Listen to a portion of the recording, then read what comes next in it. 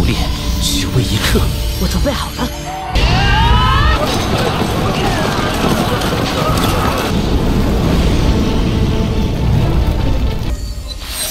果然是天才臂膀。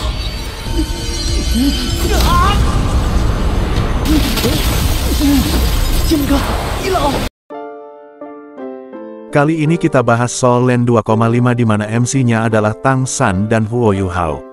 Pada Soul Land 2,5 ini menceritakan tentang konflik internal di alam dewa, sekelompok dewa yang dipimpin oleh dewa penghancur melancarkan perang melawan kelompok dewa kuat lainnya yang dipimpin oleh dewa laut Tang San. Namun saat ini Xiao Wu yang merupakan istri Tang San sekaligus penegak hukum di alam dewa sedang hamil. Nah, yang dikandung Xiao Wu ini adalah Tang Wulin yang akan menjadi MC di Soul Land 3.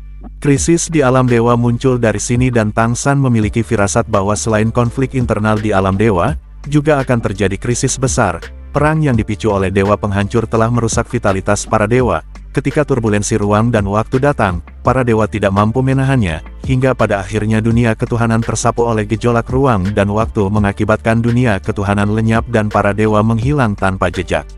Oke, kita masuk ke pembahasan awal. Cerita dimulai dengan memperlihatkan sebuah istana megah di alam dewa. Ini adalah puncak tertinggi dari seluruh alam dewa dan juga merupakan tempat di mana segala sesuatu di alam dewa dikendalikan. Terlihat ada 5 sosok yang duduk mengelilingi meja bundar. Yang duduk di kursi utama adalah Tang San yang merupakan Raja Dewa. Dewa kehancuran berbicara kepada Tang San mengatakan bahwa ada banyak manusia di alam bawah yang telah mencapai kultivasi tertinggi mereka baru-baru ini, sehingga mereka membutuhkan posisi dewa untuk memasuki alam ketuhanan. Oleh karena itu Dewa Kehancuran berencana untuk terus membuka alam ketuhanan. Mendengar perkataan Dewa Kehancuran, Tang San lantas mengerutkan keningnya dan menjelaskan kalau aturan alam dewa telah ditetapkan sejak lama dan tidak boleh diubah begitu saja. Terlebih lagi menurut Tang San, untuk membuka alam dewa kemungkinan besar akan mengguncang fondasi alam dewa. Itu akan menyebabkan kekacauan di seluruh alam ketuhanan serta mempengaruhi perubahan di seluruh galaksi. Dewa Penghancur dengan dingin mengatakan bahwa masalah ini bukanlah sesuatu yang dapat Tang San putuskan sendiri. Setelah kedua Raja Dewa bereinkarnasi, setiap dari mereka memiliki wewenang untuk mengambil keputusan. Dewa Kehancuran memutuskan bahwa ia berencana untuk memperluas alam dewa. Mata Dewa Kehancuran memancarkan sinar merah ketika dia mengatakan bahwa masalah ini harus dibahas melalui pertemuan komite alam dewa yang lebih besar dan tidak boleh diselesaikan oleh mereka berlima. Dewa Kehidupan yang duduk di bawah Dewa Penghancur mengatakan kalau masalah ini perlu dipertimbangkan dalam jangka panjang serta meminta Dewa Kehancuran untuk tidak terburu-buru mengambil keputusan. Dewa Kehidupan memandang Tang San seraya berkata sambil tersenyum mengatakan kalau ia merasa Tang San sangat energi akhir-akhir ini. Dewa Kehidupan lanjut mengatakan kepada Tang San kalau sepertinya Tang San akan segera memiliki anak kedua. Tang San tertegun dan menatap Dewi Kehidupan sembari bertanya apa yang Dewi Kehidupan bicarakan. Dewi Kehidupan tersenyum misterius dan meminta Tang San segera kembali menemui Xiao Wu. Raut wajah Tang San sedikit berubah. Dua orang yang duduk berhadapan dengan Dewa Kehancuran dan Dewi Kehidupan juga mengangguk ke arahnya dan mengucapkan selamat kepadanya. Singkatnya Tang San lanjut membahas masalah alam dewa. Tang San mengatakan bahwa dalam beberapa tahun terakhir, banyak manusia luar biasa yang muncul di berbagai benua di alam bawah. Saya sarankan agar patroli dan pengawasan para God Rangers diperkuat dan kami juga akan memperkuat pengawasan terhadap perubahan para dewa. Mendengar perkataan Tang San, 3 dewa lainnya segera mengangguk sementara Dewa Penghancur sedikit lebih tenang. Dewa Penghancur mengatakan kalau pertemuan hari ini cukup sampai di sini karena dia harus menangani beberapa perselisihan yang melibatkan dewa tingkat 2. Setelah mengatakan semua ini, Dewa Penghancur segera bergegas pergi. Setelah kepergian Dewa Penghancur, Dewi Kehidupan segera berdiri dan berpamitan kepada 3 dewa lainnya. Dewi Kehidupan mengatakan kalau ia akan mengawasi Dewa Penghancur untuk mencegah dia agar tidak bersikap terlalu kasar. Singkatnya pertemuan komite dewa telah selesai. Dewa Penghancur dengan dingin mengatakan kalau Dewa Laut Tang San terlalu keras kepala. Di masa depan, jika kita ingin mengendalikan lebih banyak galaksi dan mengembangkan alam dewa, maka perluasan alam dewa sangat diperlukan. Tang San selalu mengatakan bahwa akan ada bencana besar di alam dewa. Scene berpindah memperlihatkan Tang San dan Xiao Wu. Tang San dengan cepat menghampiri Xiao Wu dan menanyakan apakah benar Xiao Wu telah mengandung. Xiao Wu mengangguk dan segera memberitahukan semuanya kepada Tang San. Tang San segera memeluk Xiao Wu sembari mengatakan bahwa baik Xiao Wu dan anak yang ia kandung adalah harta yang paling ia cintai. Xiao Wu mengatakan kalau sebelumnya Dewi Kehidupan mengatakan bahwa anak kita sudah berusia lebih dari 2 bulan dan akan lahir dalam waktu 7 tahun lagi dan Wu Tong akan mempunyai adik laki-laki. Xiao Wu lantas bertanya nama apa yang akan mereka berikan kepada anak mereka. Sebelumnya Dewi Kehidupan memberitahu Xiao Wu bahwa anak kedua mereka akan berjenis kelamin laki-laki. Tang San berpikir sejenak sebelum mengatakan bahwa ia akan menamai anaknya sebagai Tang Wulin. Setelah selesai membahas anak mereka, Xiao Wu lantas bertanya bagaimana pertemuan hari ini. Tang San menggelengkan kepalanya sembari mengatakan bahwa Dewa Penghancur selalu sangat tidak puas dengan kepemimpinannya di alam dewa, dan kali ini Dewa Penghancur memprovokasinya dengan ingin memperluas alam dewa. Xiao Wu mengerutkan alisnya sembari mengatakan bahwa Dewa Penghancur adalah dewa tertua serta memiliki banyak dewa yang mendukungnya, terutama rangkaian dewa jahat yang merupakan pengikut setianya. Xiao Wu lanjut mengatakan kalau saat ini dia sedang hamil jadi dia tidak bisa membantu Tang San. Akan sulit bagi Tang San untuk membawa kekuatan Dewa Laut dan Dewa Ashura sendirian. Xiao Wu lantas menyarankan kepada Tang San agar sesegera mungkin menyerang Dewa Penghancur sebelum Dewa Penghancur melakukan sesuatu yang jahat. Tang San mengatakan bahwa Dewa Penghancur adalah salah satu pendiri alam dewa, terlebih lagi istrinya yang merupakan Dewi Kehidupan selalu sangat baik kepada kita dan mengendalikan kehidupan dan ciptaan. Dewa Penghancur hanya ingin berkuasa serta tidak memiliki niat buruk bagi alam dewa. Tang San mengatakan agar Xiao Wu tidak terlalu khawatir karena Tang San akan mengurus masalah ini. Xiao Wu mengangguk dan bertanya kepada Tang apakah benar-benar mustahil untuk memperluas alam dewa. Tang San menjawab bahwa ia memiliki firasat yang buruk jika alam dewa diperluas. Xiao Wu mengatakan kalau pada saat Tang San mendapat firasat ini, saat itulah Huo Yuhao yang merupakan menantu mereka menjadi dewa. Saat itu Tang San mengatakan bahwa dalam waktu kurang dari 30 tahun, akan ada bencana besar di dunia dewa, akan tetapi setelah bertahun-tahun, tidak ada gerakan sama sekali. Oleh karena itu Dewa Penghancur serta beberapa dewa tingkat 1 dan dewa tingkat 2 menjadi semakin curiga padamu. Tang San menarik napas dalam-dalam dan berjalan menuju jendela. Tang San mengatakan bahwa ia punya firasat bahwa bencana itu semakin dekat. Oleh karena itu untuk saat ini saya tidak bisa membiarkan Dewa Penghancur membuka alam dewa.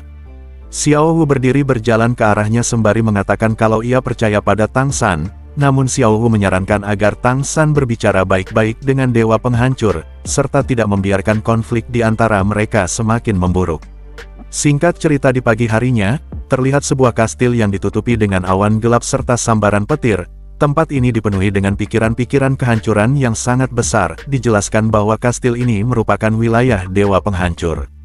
Terlihat Dewa Penghancur duduk di kursi utama di sebuah aula, sementara ada 8 dewa lainnya yang merupakan bawahan Dewa Penghancur yang duduk di aula tersebut.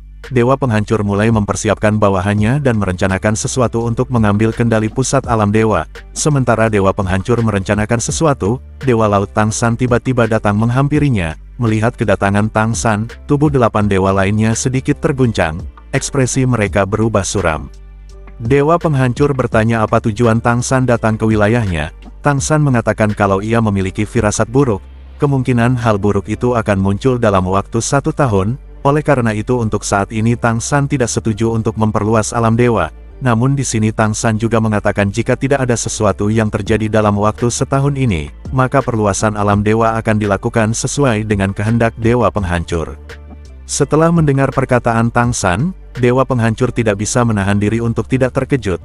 Dia merenung sejenak sebelum menyetujui perkataan Tang San. Setelah Dewa Penghancur menyetujui permintaannya, Tang San segera bergegas pergi dan meninggalkan wilayah Dewa Penghancur. Dewa Penghancur tanpa sadar mengepalkan tinjunya setelah melihat kepergian Tang San. Pikiran Dewa Penghancur tiba-tiba menjadi lebih kuat. Dewa Penghancur mengatakan siapa yang tahu ide apa lagi yang akan dia miliki dalam setahun ini. Setengah tahun berlalu, di sini kita diperlihatkan Dewi 7 Warna Ning Rongrong dan Dewa Makanan Oscar yang sedang asik mengobrol.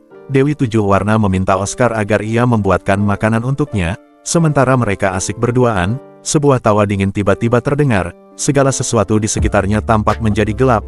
Oscar yang merupakan Dewa Makanan dengan dingin bertanya siapa yang telah datang ke wilayahnya tanpa diundang. Dari kejauhan, terlihat pria aneh dengan wajah garang serta perut buncit tertawa mengejek mengatakan bahwa mulai sekarang, Dewa Makanan akan menjadi koki di kerajaannya. Setelah melihat bahwa pria yang datang adalah Dewa Kerakusan, Oscar lantas menyambut kedatangannya. Oscar tahu bahwa tujuan dia datang ke tempatnya hanyalah ingin menikmati makanan yang ia buat. Dewa Kerakusan lantas tertawa dan menyapa Oscar dan Ning Rongrong. Pada saat berikutnya, setelah ia menikmati makanan buatan Oscar, Dewa Kerakusan lantas tertawa puas dan memuji masakan Oscar. Dia mengatakan bahwa sudah lama baginya tidak makan sesuatu yang enak seperti ini. Singkatnya Dewa Kerakusan segera berpamitan dan bergegas pergi setelah ia selesai makan. Ning Rongrong mengatakan kepada Oscar bahwa sudah lama ia tidak datang mengunjungi Xiao Wu dan Tang San. Pada saat ini Ning Rongrong serta Oscar berniat datang mengunjungi mereka. Sementara itu di sebuah danau yang terbentuk dari magma, terlihat Dewa Nafsu bersama Dewa Phoenix. Dewa Nafsu menghela nafas saat dia berbicara kepada Dewa Phoenix mengatakan kalau pada saat Dewa Phoenix masih di benua Douluo, dia sangat tertarik pada wanita namun mengapa sekarang mentalitasnya berubah setelah sekian dekade. Mendengar perkataan Dewa Nafsu, raungan lembut Dewa Phoenix bergema di udara. Dewa Phoenix tiba-tiba merasakan jantungnya bergetar hebat. Sosok bayangan wanita muncul di matanya. Dewa Phoenix merentangkan tangannya di kedua sisi tubuhnya. Seluruh danau magma seketika mendidih. Semua magma naik pada saat yang sama dan bergabung ke dalam tubuh burung Phoenix api. Api yang mengerikan meledak sepenuhnya menyebabkan fluktuasi kekuatan ilahi yang kuat menembus langit.